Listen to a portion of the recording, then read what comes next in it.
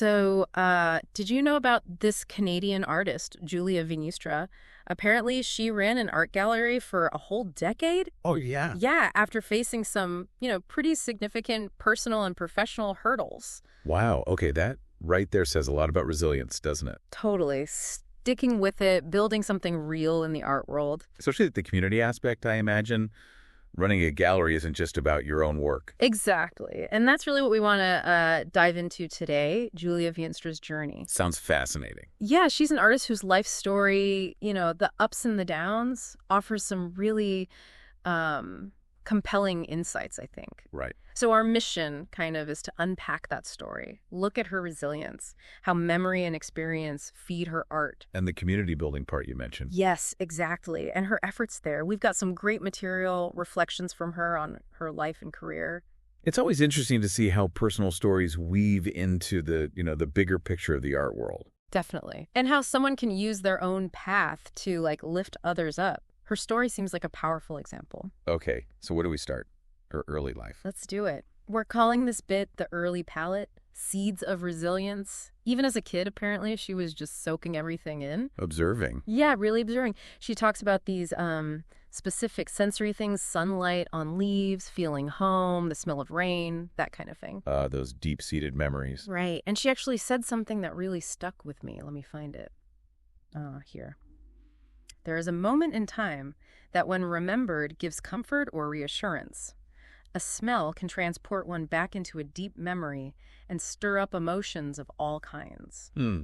That's powerful. It really makes you think about how those early feelings, those sensations, lay down tracks for us emotionally. Totally. What part of that quote hits you most? I think it's that idea of being transported, how a simple smell can just whoosh, take you back. Yeah, instantly. And it makes you wonder, right? How those early feelings of comfort might act as a sort of anchor later on when things get rough. Exactly. Like touchstones. They influence what we create, how we handle new challenges. Which definitely happened for her. Her life wasn't static. She moved quite a bit to the U.S., then Kenya, Tanzania. Wow. Africa. Yeah, and then eventually came back to Canada. We're calling this section brushstrokes across continents. These weren't just moves. They were like leaps into the unknown. Huge leaps. Must have demanded incredible adaptability. And courage. Right. Think about being in East Africa. She was working as a missionary, doing illustrations for educational stuff, teaching art. In international school, wasn't it? Yeah. I mean, just setting up a life and career in totally different places that takes serious guts. Absolutely. And imagine how that must have shaped her perspective, her art.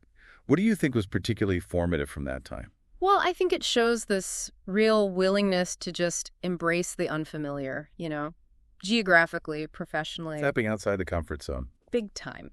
And then coming back to Canada, deciding, okay, I'm going to be a full-time artist, renting a studio in Hamilton, Ontario. That's another huge leap of faith. Right, because then the questions become internal, don't they?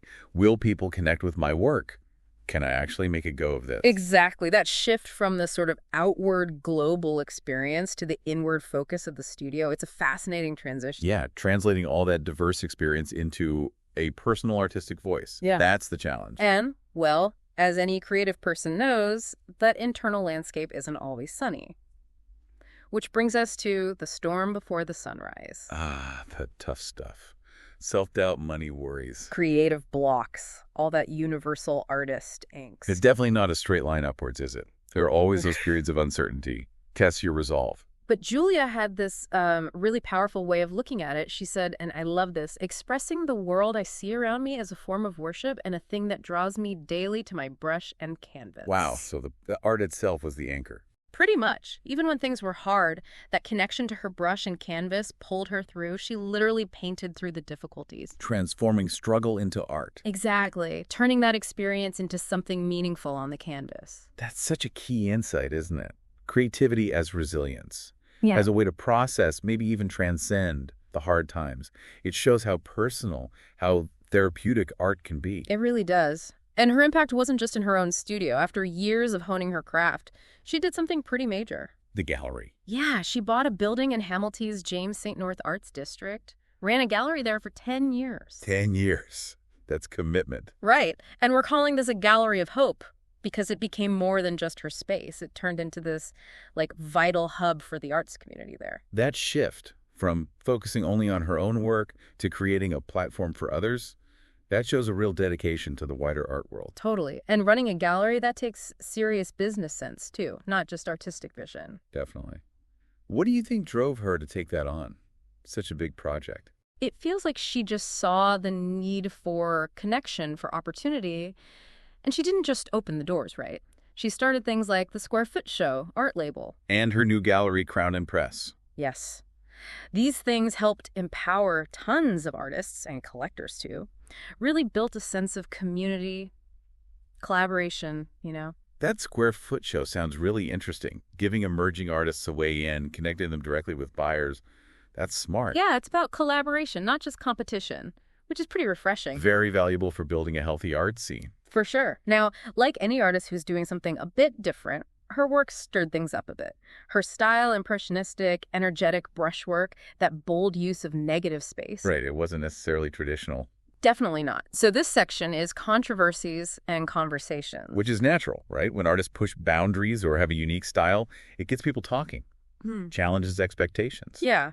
And the source material mentioned some critics questioned the emotional intensity in her work, and others apparently wondered if her focus on memory and comfort maybe leaned a bit too much into nostalgia. The nostalgia debate. That comes up a lot in art. Where's the line between genuine emotion and sentimentality? People see it differently. True. But Julie was pretty clear about what she was trying to do. She said art should draw a viewer in, make an impression, and cause joy. So the goal was connection, creating an experience. Exactly. Not just showing something, but making you feel something, connecting with your own memories and emotions. That focus on the viewer's emotional response is key to her whole approach, it seems. More than just looking, it's about feeling, remembering. And it clearly worked for a lot of people. Her paintings are in collections all over the place now. Montreal, Kelowna, worldwide, really. That reach speaks volumes, doesn't it? Well, Which leads us nicely into the light that endures, legacy and inspiration. yeah, that kind of global presence shows a lasting impact. Her whole journey, like we've been saying, it's just a powerful example of persistence. And the importance of community in art. Absolutely. She really did turn her own challenges into hope for others. And it makes you reflect, doesn't it, on your own moments of comfort, those things that ground you. Yeah, connecting her personal story to those universal human feelings, that's what makes it resonate, I think. Makes us think about our own sources of strength. It really does. Which brings us to our last section, a universal lesson, creating light from shadows. Yeah? Julia's life, you could almost see it as a metaphor for resilience, right? Like a painter layering colors, she built this rich life through all kinds of experiences, good and bad. That's a great analogy. Layering experiences. The light and the shadow, they both contribute to the final picture. Exactly. And her story kind of leaves us with these big questions, doesn't it? When you face the unknown, do you pull back? Or do you create something? Does fear win, or do you trust your vision? Right. And she had that quote that ties it all together about being drawn to moments of comfort, those scents that trigger deep memories. We all have a moment in time that comforts and reassures us when remembered. Yeah. It's about finding strength in those foundational feelings. Such fundamental questions about how we navigate life, how we respond when things feel uncertain. Her returning to those comforting memories as a source of strength is really something to think about. Definitely. So yeah, as we wrap up this deep dive, there's one final thought I want to leave you with, something that really jumped out from exploring Julia Veenstra's life. Okay. Her journey is just powerful proof that the world genuinely needs your unique perspective. So the question becomes, will you add your colors to the world? Will you turn your own shadows into light? The canvas is waiting. Exactly. The canvas is waiting. The next brush stroke is yours.